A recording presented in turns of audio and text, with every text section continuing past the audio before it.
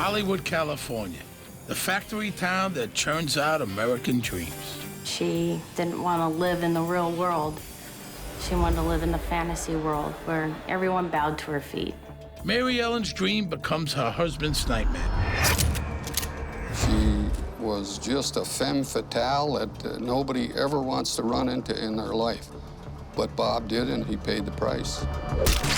It's a diabolical plot straight out of the movies, with some truly unhappy endings.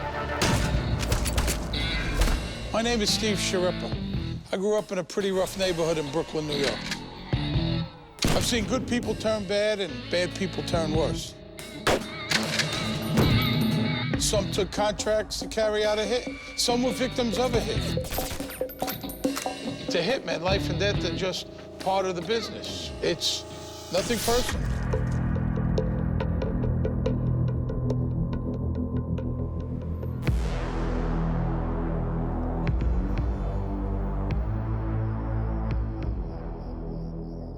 It's early December 1988. A two-bit drug dealer named Jimmy Bernstein is getting ready to do what hitmen call a piece of work. Bernstein's target is Bob Samuels. Samuels is a nice guy who's made a solid career working on Hollywood production crews. But he never figured on a starring role in the bizarre story of his own demise. The problem in Hollywood is separating fantasy from reality. Bob Samuels works on fantasies, but he lives in the real world. As an assistant cameraman, Bob works behind the scenes. The past few weeks, he's been putting in long hours on the movie Lethal Weapon 2. It's an irony he won't live to appreciate. Would-be hitman Jimmy Bernstein is a loser who's never killed anybody. He's been hired for the job by Bob's wife, Mary Ellen. She's been dreaming of a life without Bob. Mary Ellen Samuels was a truly evil woman. She used everybody that came into her life, and she did it for financial gain. How does a beautiful Hollywood wife turn from trophy to husband-killing harpy? Well, you know how they say beauty is only skin deep? Mary Ellen Samuels is who they're talking about. To understand why a contract has been put on Bob's life, I need to give you a little of what we call in the business backstory. Bob Samuels grew up 20 miles and a world away from the Sunset Strip in Santa Ana, California. Well, Santa Ana at the time was very rural, and we had bean fields, orange groves. You could play in the streets, and it was almost like the country in Santa Ana at that time. Bob has dreams and talent. He likes photography. Old friend Helen Potts and old flame Sherry Toomey always knew he'd make it. Bob and I would go to the movies a lot. We always liked to see films and to see how it was, you know, you read the credits and all. And he always used to tell me, I'm going to do that someday. He used to tell me all the time that looking through a camera always gave him a second look at life. Bob gets an eyeful of that second look. He becomes an assistant cameraman on big features, the kind that have the budgets to hire the best guys in town. 14, 4, take 11. Bob isn't the kind of guy to let it go to his head. Hitting the big time was something to share. Bob would call me quite often when he was filming out of the state. I remember one night they were filming a movie with Kurt Russell and Kelly McGillis, and Goldie Hawn was there too. And he passed the phone around and we all talked. And movie stars like to hang around with Bob because he's such a nice guy. Now, working behind the scenes isn't glamorous. Sure, you meet a lot of big stars, but the work's hard, the hours are long, and nobody's inviting you onto the red carpet. I mean, roll it up, maybe. Pose on it, not so much. Bob is doing great professionally, but working crazy hours and traveling for months on end can take a heavy toll on your love life. The serious living relationship Bob has with Sherry Toomey in the late 70s falls apart. I didn't really enjoy the lifestyle. He was on location quite a bit.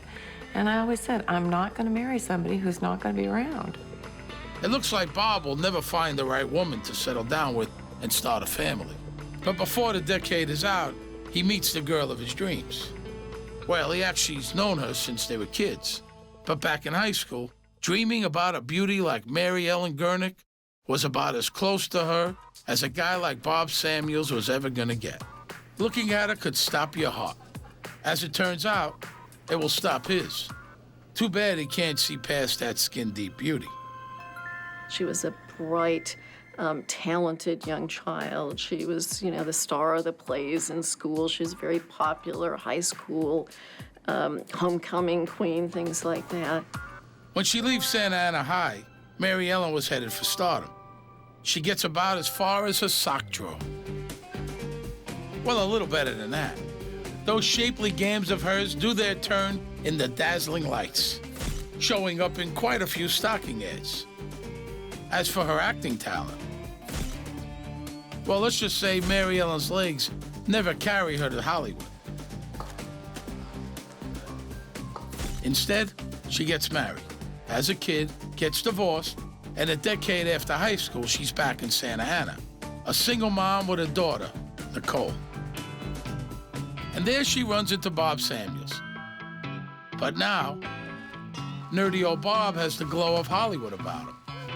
The formerly unattainable homecoming queen is his for the asking. Unfortunately for him, he does. They seemed very happy. She had a lot of enthusiasm, a lot of spunk. She was a character, real outgoing. Before you could say action, Mary Ellen is starring in her own production of Wedding Album 2. She and Bob tie the knot in 1980. He had a home that he lived in when he married her. He made it their home. Nicole was already in the picture. He adopted her. He sent her to private Catholic schools. He was just a very caring, loving, hard-working family man. So Bob gets his dream, a sexy wife, an instant family, and Mary Ellen gets her fantasy, an entree into Tinseltown's star-studded social scene. But you know the problem with dreams? You wake up. Happens every time. I think she probably believed she would have this glamorous lifestyle. And when she realized that they lived in a home in the San Fernando Valley, and he got up and he went to work, and it was just your normal, average, everyday life, she got a little bit bored. The parties are occasional. The work is constant. Mary Ellen has a hard time waking up and smelling the cappuccino. She isn't the center of the celebrity universe. She's a nobody. And gazing across the pillow at Bob Samuels doesn't sweeten that bitter pill. Mary Ellen was, I don't know if she was in love as Bob was with her. She was very flirtatious. Luckily, she still has some assets, and she works them. I know Bob used to get upset with her all the time about the kind of clothes that she would wear because they were very revealing. Mary Ellen was just not conservative. So what happens when your visions of heaven crash to earth? You choose, reconcile or run. Mary Ellen goes running, all right, running up bills. One evening he called me and he said, Sherry, Mary Ellen spent $22,000 in 1 month and I have nothing to show for it. And so I think at that time is when he realized there may be a problem. She also finds a crowd who treats her like a star, but they aren't exactly A-listers, more like degenerates, and she's very close with her fans. She'd have herself a boyfriend, different ones, and she was running with a real unsavory bunch of people. Bob was aware that Mary Ellen cheated on him. They broke up several times, but then Mary Ellen would always lure him back again. When people told him, maybe you should have second thoughts, but he was determined to stay married. He wasn't the type of person to fail at anything. So, Bob had a plan to save his marriage. He bought Mary Ellen a sandwich shop. Now, that sandwich shop, it's kind of the whole story on a bun. The guy's thinking, I know what the little woman needs. Something to do, a little mad money. But that's not her dream. It's her nightmare. Slinging subs into San Fernando Valley? Oy! And she's thinking, boy, did I hitch my wagon to a dog? This boy's gotta go. For all of its glamour, Hollywood is a dog-eat-dog town.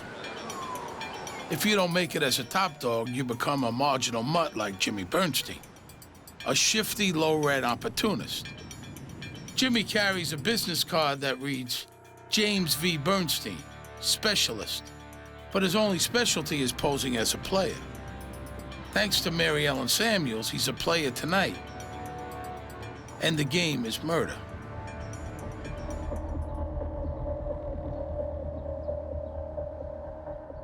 It took a couple of years for Bob Samuels to understand that he had a bit of a fantasy reality problem of his own. He wooed and won the hottest babe in Santa Ana, but she wasn't in reality the woman he fantasized about. He loved Mary Ellen very much, but who he met in high school obviously wasn't who he married. And I don't think she became real until he was married probably about 4 years. The whole purpose, I think, of marrying Bob was monetary, because I don't think she had very much growing up. And so all of a sudden she was, into this great life, and it is a good life. She partied all the time. Other than Bob Samuels, who was a normal person, Mary Ellen didn't associate with anybody who had a steady job, who had family values. Most of the people that she associated with either were selling drugs or were using drugs. And the sandwich shop that's supposed to give her a pastime and an income, it doesn't quite pan out. Mary Ellen doesn't roll up her sleeves, but she does expose her claws. The place becomes a combination coke den and piggy bank. When he'd go away on location, she would always get robbed. He told me that he got her a safe, and he put it in the back room, and he told her, don't leave that much money in the drawer. Take it back and put it in the safe. And he'd come home from location again, all her money was stolen again, been robbed again, but that's not what was happening. And she was involved with drug sales and using drugs herself. Mary Ellen was into a lot of cocaine, and that's where all the money went.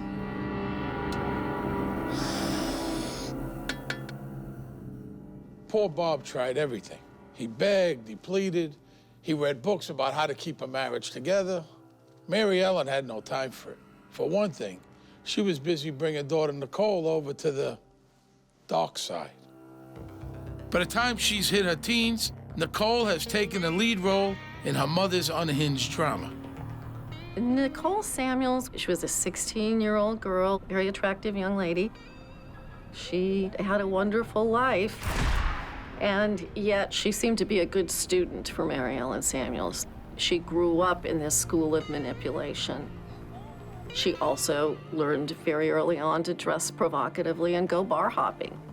Mary Ellen and Nicole were like twins. They liked to do everything together. I remember one time there was a wedding, and they came, and it was a nice, pretty afternoon wedding, and Nicole and Mary Ellen walked in there with matching twin leather jumpsuits, skin tight. I mean, they look like Catwoman. Mary Ellen doesn't just suck in her own daughter. She brings along all Nicole's friends. This vixen is den mother to a whole gang of party kids, including Selena Kroll. Nicole was my best friend, my confidant. We talked about a lot of things. We used to go to clubs with Mary Ellen. I was only 16 at the time, and although we were underage, we still got in. We still drank. We did everything that a 21-year-old would do. We used to go to Beverly Hills, anywhere. In LA, the sky's the limit, because we didn't pay for anything, and we weren't expected to.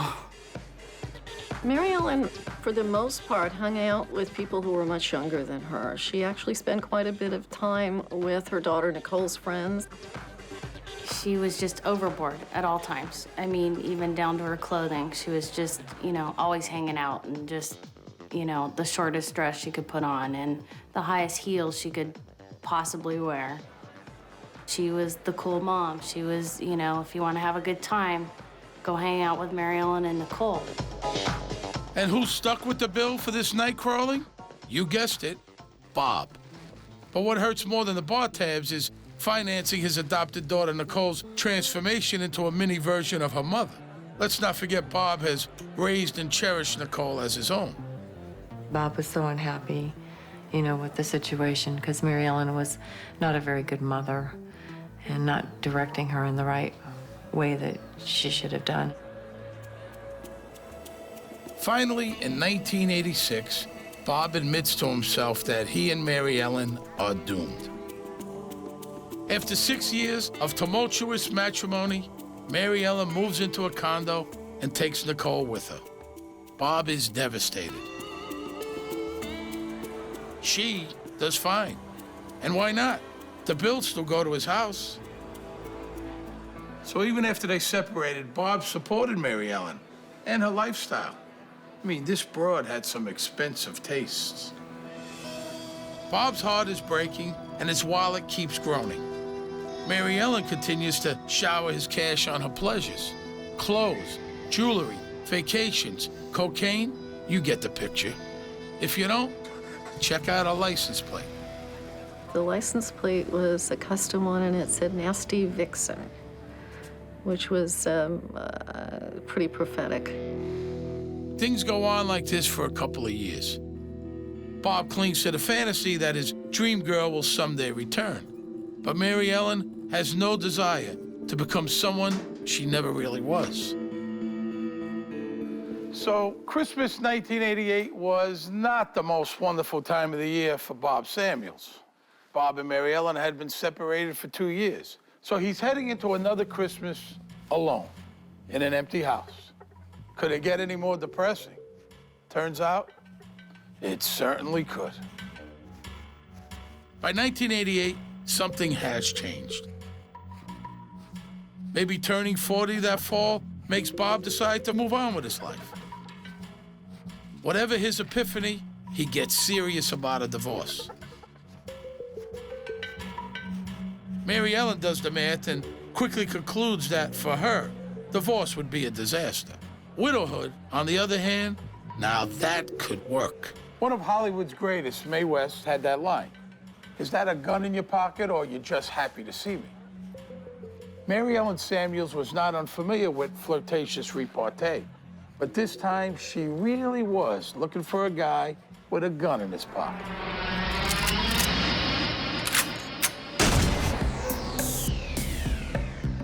By the fall of 1988, with divorce looming, Mary Ellen Samuels is getting desperate. For 2 years, she's been trolling amongst LA's bottom feeders for someone she can beguile into bumping off Bob so she could get all he owns. She spent 2 years pretty much talking to everybody that she met in those circles about how much she hated her husband and how much she wanted to have him killed. But it's kind of like her acting career. No one takes her seriously. Maybe it's that her plots seem straight out of Tom and Jerry cartoons. She talked a lot about a lot of things. And it wasn't this one scenario, it was 100 different scenarios. Let's drop something on his head. Let's have the garage door opener come down on top of him. She told so many people that it was kind of comical. If you're looking to have someone killed, discretion might seem like a good idea. It's unbelievable that nobody calls the cops. Gives you an idea of the crowd Mary Ellen's running with. There were a couple of people who appeared to take her up on it, at least 2 or 3 occasions, where people agreed to have Bob killed or to kill Bob, only to take the money and run. I was still young at the time and naive. You don't really think that people are gonna do something like that. Maybe old Mary Ellen was just getting a little long in the tooth to inspire homicide, even for money. But Nicole, now, she was a babe. They are so close, so tight, that Mommy Dearest enlists her darling daughter into helping with her little problem. She used her 16-year-old daughter to look for a hitman. She drew her 16-year-old daughter into this evil plot. Nicole and I were at school one day, and she said, I need to get a gun. People don't usually carry those things around with them or have them in their locker. Nicole became like her mom. She really did, in several aspects, because Her mom molded her to be a little Mary Ellen. It was all about appearance and what this guy could give you. And that was the bottom line. Even baiting her honey trap with Nicole isn't an instant success. But Mary Ellen has a predator's eye for picking out the vulnerable or weak-willed. Jimmy Bernstein is just the prey she's been hunting for. James Bernstein was very tall, a heavy-set guy, a loner. I don't think he had any friends. He was a drug dealer and not the typical person you would see Nicole with. Jimmy is over the moon. Nicole is way out of his league. He can't believe his good luck. She needed something from James Bernstein, and that's why she was with him. Jimmy Bernstein even asked her to marry him. So did some other guy. To most girls, that would be a dilemma. To Mary Ellen's daughter, it was more of a brain teaser. Which fiancé went with which ring? Nicole had 2 engagement rings, and she would switch them back and forth, depending on who she was seeing or not seeing. It was pretty much a yo-yo game. Jimmy doesn't know he's one of a pair of potential grooms. He's only engaged to one girl, and he loves her. So, Jimmy's in love, and now Mary Ellen spins him a tale. She tells him that Bob Samuels is an evil, abusive man who's been raping his beloved Nicole since she was a kid. Mary Ellen started talking about how he used to abuse her and how, you know, she needed to take care of it because she couldn't live like this anymore. She had, I think, a black eye and maybe some bruising around her neck or her shoulder. And she told the neighbors that Bob had beaten her up. And it turned out that she just had plastic surgery. And she was just using this plastic surgery and the natural bruising to perpetrate this myth. So there was never any evidence. Jimmy swallows it hook, line, and sinker. Nicole pretended to be engaged to Jim Bernstein while she was engaged to somebody else to draw him into this plot so that he would feel so outraged at what they claimed was happening to them that he'd go out and have Bob killed. They wanted him to do it with sort of a sense of righteousness, like, you know, riding their white horse into the sunset, trying to save these damsels in distress. That was part of their manipulative brilliance. So Jimmy's being played for a fool, but it's hard not to empathize with the guy. He really thinks the girl he loves is being abused by an evil, evil man. I mean, what would you do? Would you cross the line? Mary Ellen had herself a hitman. Robert Samuels was not an abusive husband, although that certainly is what Mary Ellen and Nicole wanted the world to believe. So just as the 1988 holiday season is getting up to speed, Jimmy Bernstein is fired up with a misplaced desire to protect his beloved. Perfect timing for Mary Ellen, who seems to have gotten wind of Bob Samuels' new resolve to cut her loose. She even feeds Jimmy cash to keep his anger stoked and his mission clear, a whopping $1,500. As for Bob, he sees Mary Ellen and Nicole from time to time. Too bad that Spider-Man movie is stuck in development. If he was working on that one, he might know what his spidey senses are picking up.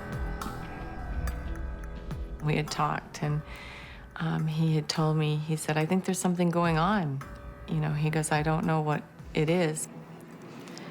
He told me that he had had a great life and that he had done everything that he wanted to do in life. And I said, well, what are you saying? Because it really surprised me by the way he was talking. He had a premonition.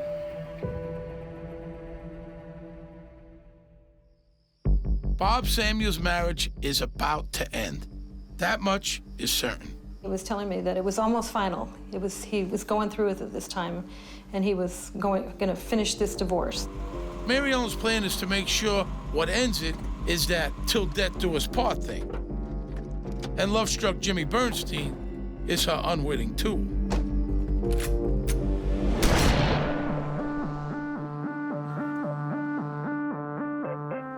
When you're watching a movie, you don't think about what goes into making it. Bob Samuels is one of those guys who made sure everything was perfect, so that when the lights go down, we're transported into a story that seems real. In her own way, Mary Ellen was a great actress. In the dim lights of those sleazy San Fernando bars, she nailed the part of the abused and protective mother. And that act tricked a guy who got another guy who got a gun, and 2 days later, showtime.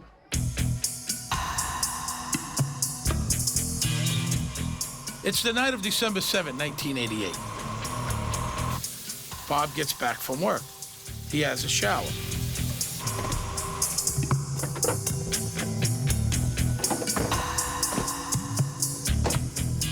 Somebody gets in the house somehow. Bob has bought a tanning bed. Hey, you gotta look your best when you work in showbiz. The cops think he might have been headed to it. Who knows? Wherever Bob was going, he never gets there. He is jumped in his front hallway, clubbed, hurt bad, but still alive. A pillow is put over his head.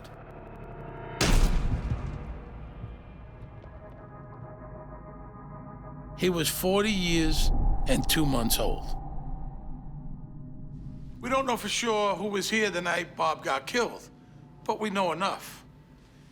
It could have been just Jimmy Bernstein, Nicole's fiance, or it could have been a guy named Mike Silver, Bernstein's pal.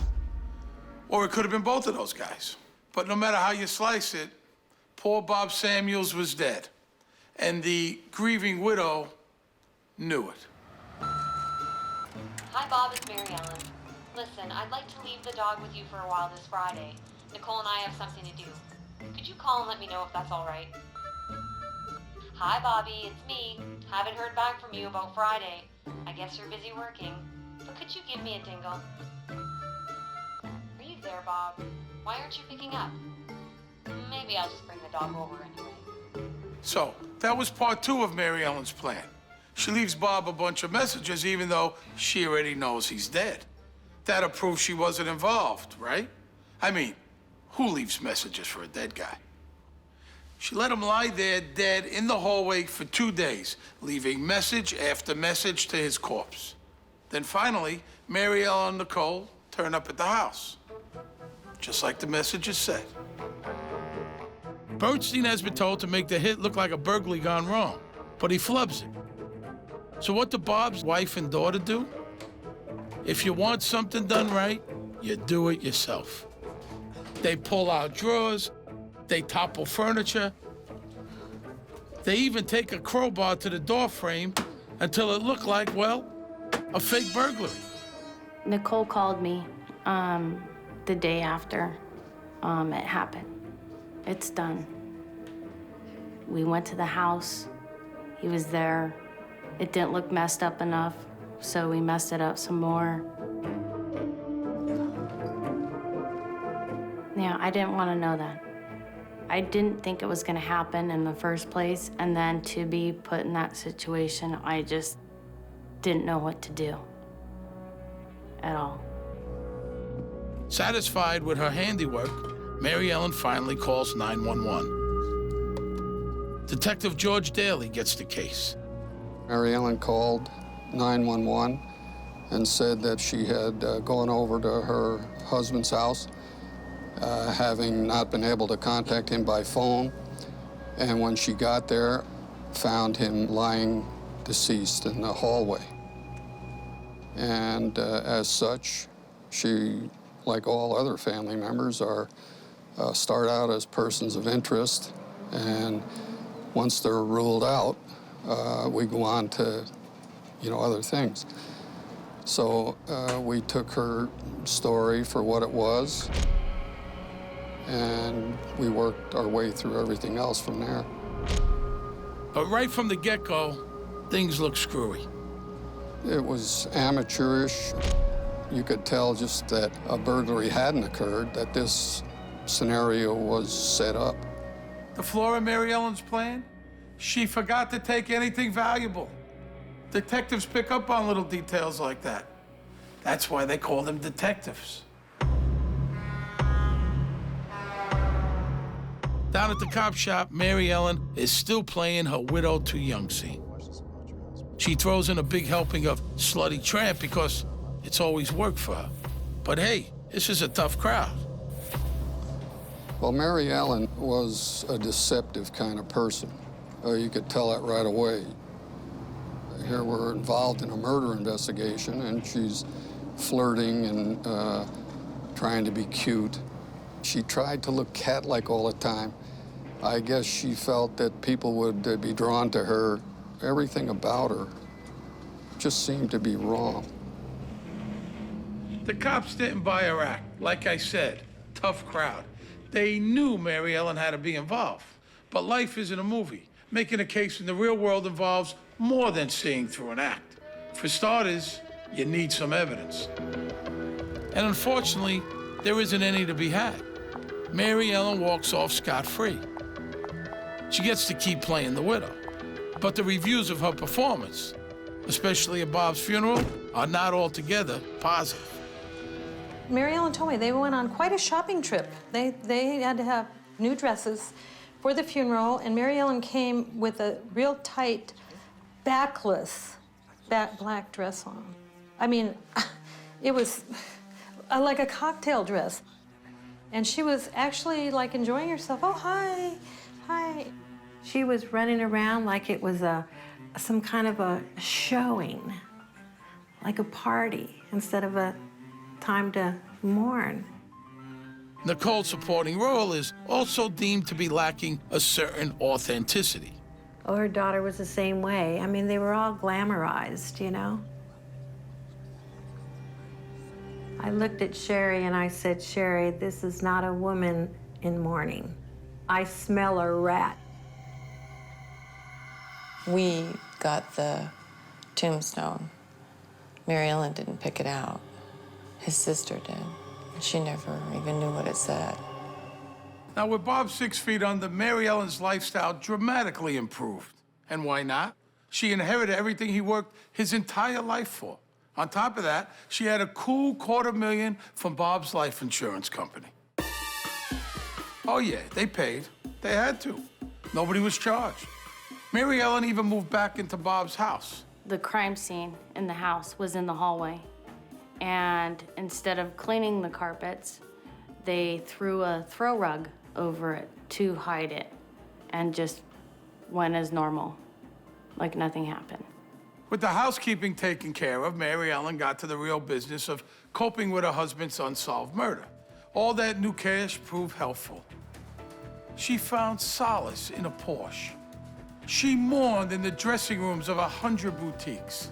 And she wiped her tears on lacy little peekaboos she picked up at Hollywood's trashy lingerie. In total, Mary Ellen Samuels got the equivalent of about $500,000.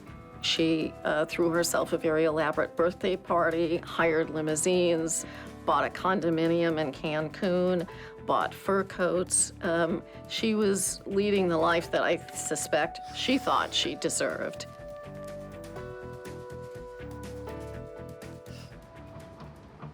But not all of the plays in Mary Ellen's drama have her panache. Remember Jimmy Bernstein, Nicole's fiance? You know, Bob's killer? Jimmy is having a hard time. He figures out he's being played for a chump. Getting dumped by the new heiress is salt in the wound. He sees the flamboyant lifestyle that Mary Ellen Samuels is living, and he's not a part of it. So whether it's pangs of guilt that caused him to decide that maybe he should go to the police, or jealousy, who knows? But he was definitely suggesting to people around him that he'd had it and he was going to go to the police.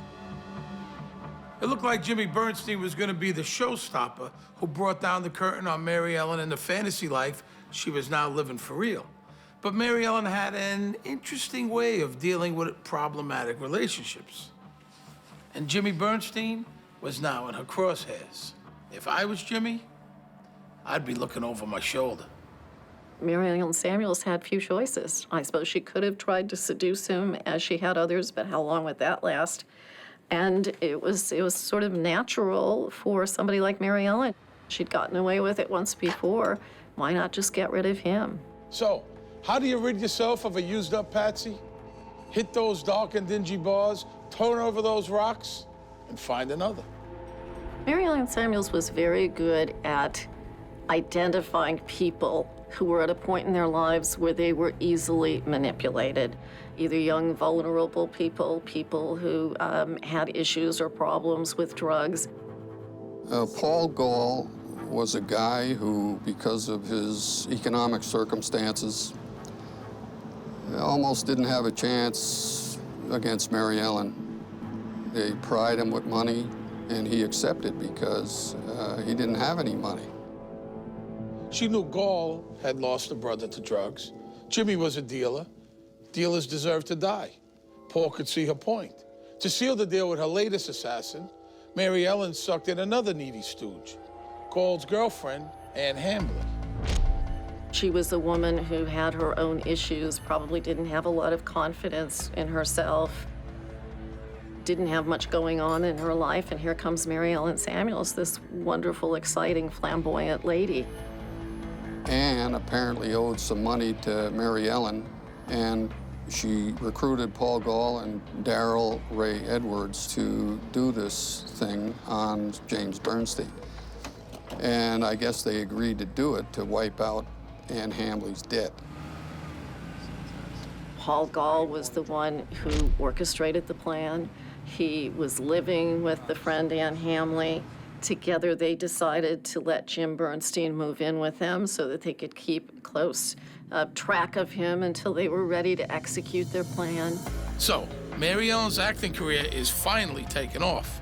I mean, how many people do you know who've roped in not one, not two, but up to 4 people to kill on her command? Jimmy and Mike for Bob, now Paul and Darrell for Jimmy. Very impressive. Incredible. Take that, Meryl Streep.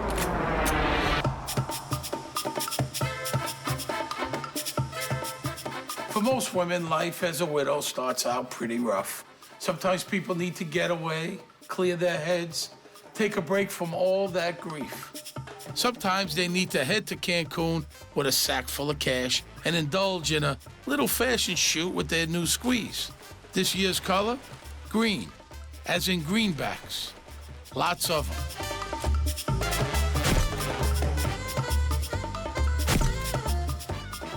The two of them are partying in their room, and somebody got the brilliant idea that it would be fun to take pictures of her covered in this money. Sometimes you need to get away to find solace and inner peace. And sometimes you need to get away to establish an alibi because you've hired a guy to kill the man you tricked into murdering your husband. Hey, it happens. Mary Ellen Samuels has blown through most of the $500,000 she inherited since husband Bob was put in his grave 6 months ago. Back in L.A., Jimmy Bernstein's about to pay the price for falling into Mary Ellen's web. The guy delivering the invoice will be Paul Gall and his chum Darrell. Paul's an amateur, just like Jimmy was, so he steadies his nerve with some brewskis. In fact, he could barely stand. How they managed to get into the car, thoughtfully lent by Mary Ellen, is a mystery. Jimmy thinks he's going along to help them steal some drugs. The plan is to strangle Jimmy in the car. Turns out, Bernstein doesn't want to die. Unlike Bob Samuels, he has a split second to run for his life. But, unfortunately, he doesn't run fast enough. Paul took him, he punched him in the esophagus a whole bunch of times so that he would not be able to breathe. It takes about 3 to 5 minutes of sustained pressure on somebody's throat in order to strangle them. They did that, threw his body over a ravine, took all of his identification and tossed that. And then they went back to Ann's house and partied. It took a month to find Jimmy in that ravine. IDing him took a while too, but they did. When investigators went to his house, they found some paperwork that linked him to Bob Samuels' killing. They also discover a $25,000 life insurance policy Jimmy had taken out the day after Bob was whacked. naming his soon-to-be ex-fiancée Nicole as his sole beneficiary. Poor Jimmy was another deluded sap with a fantasy-reality disconnect. Detective Daly calls Mary Ellen in for another heart-to-heart. To break the ice, he asks about Bob's murder. This is where it happened, in the bar. Somebody walked right up to you and... I was sitting at the bar, some guy came over, he bought me a drink, we're in general conversation. I was madder than hell at Bob at this particular time. And what made you make a comment? Did you make a comment or something that elicited this guy to say that he would be glad to help kill your husband? What kind of a comment would elicit some kind of a thing like that from a stranger in a bar? You'd be surprised at conversations that happen in a bar. But the main piece of evidence they find is Ann Hambley, Paul Gall's housemate. I don't know. We had drinks. She knows the whole story, and it pours out of her. What did you hear? Being party to a homicide wasn't sitting too well with Ann, who also feared she might know too much for Mary Ellen's comfort. She had that right. Mary Ellen was beginning to plot the murder of Ann Hambley, and for much the same reason. She really knew too much. So she gave up Paul. When Paul discovered that shutting up Jimmy Bernstein was enough to put him in the gas chamber, Paul traded Mary Ellen's neck for his own. This is what doesn't make sense. If I supposedly, was going to have this done, you think for a minute I would open my mouth to a lot of people? Does that make any sense to you? If I ever was going to do something You know what's funny stupid. about it? It doesn't make any sense to me because I think if I was planning to have my husband done away with, I don't think I'd mention it to anybody. I've said I hate you and things like that, but I've never, ever in my life wanted the man dead. She was manipulating, she was conniving, and we had it in our mind that this was all a big act. You're a principal accessory to murder. Oh, yeah. See? Well, I'm not. And all of these things are going to get put together, and Mary Ellen, you're gonna have to pay the price of this thing. Well, I'm telling you something right now. This is just bull. I have never, ever. Who else can we look to, Mary Ellen? I put my handcuffs on her, and we brought her to jail. That was rewarding, I tell you. That's a high most people never, ever attain in their whole life. She just never envisioned that this was ever going to happen to her. She just thought she was home free. But, yeah, the wheels of justice roll slowly, but they will roll over you at times. At her trial, Mary Ellen tries to revive her Despot Abused Wife Act. The jury finds it unconvincing. She was trying so hard to be this, caring, loving, endearing personality. I was there every day of trial, and they tried to make her out to be a Girl Scout cookie mom with a midlife crisis. One of the things that she did was to try to turn things around in the police. And she testified on the stand that the only reason that the police zeroed in on her and arrested her to begin with was that they wanted to ask her out on a date, and she refused. That performance tanks too, especially compared to the sordid tale the cops unfold. They have the check she'd written to her hitman. She tried her best to be regal and to be, prim and proper and that. But as the trial went on, I think she was totally disrobed. I mean, she really was shown to be what she was, an avaricious, greedy woman. They wowed the court with Mary Ellen's Cancun Roadshow. Mary Ellen, lying on a bed, nude, covered in approximately $20,000 in $20 bills. It just showed right through this photograph exactly what this woman was made of. That happy snap was the most effective modeling Mary Ellen ever did. She makes headlines, and she earns the moniker, the Green Widow. She was just a femme fatale that nobody ever wants to run into in their life. But Bob did, and he paid the price. That shot even gets her into California's most exclusive club, Death Row. At long last, Mary Ellen is gonna socialize with people who can appreciate her talents. The defense at that time brought in Mary Ellen Samuel's elderly parents, and they were elderly, and they were ill, and they were very feeble, and it was very heart-wrenching for anybody sitting in the courtroom to watch these elderly people basically begging the jury to spare the life of their daughter. And they talked about how she had everything, and was given everything as a child. They didn't know anything about the condo in Cancun. They didn't know anything about her Porsche. They were living on a fixed income, not too far, about 2 hours away from Mary Ellen. During that year, when she's out there leading this lifestyle, she went once to visit her elderly, fragile parents. So to me, that was, if you didn't know before, you knew at that point who Mary Ellen Samuels was. She could have had a good life the way it was, but she chose not to. She chose the other path. She didn't want to live in the real world. She wanted to live in the fantasy world where everyone bowed to her feet. Can you imagine going out to dinner talking about how you're gonna kill your husband?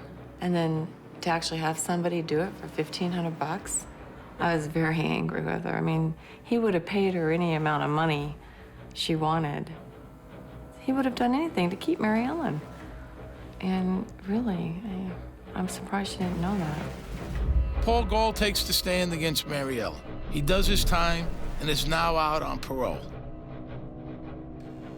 His accomplice, Darryl, is still rotting away in prison. As for Nicole, well, the DA decided not to charge her. She changed her name and moved away. She now has grown-up children of her own and says she doesn't want to talk about the past. Maybe that's okay. Maybe it's not. I mean, the way the DA figured it, Nicole was just a kid with an evil mother. Me? I'm not so sure. Bob Samuels is buried in his hometown, Santa Ana, California. He shouldn't be there. He should be alive. He was a good, hard-working guy who didn't deserve to be the target of a homicidal plot. And there's nothing clever to say about that. It's just a dirty, rotten shame. All he did was love her. And consequently, it's what got him killed. Poor guy. And Mary Ellen? Well, she did get what she always wanted. The lead role in a great piece of theater.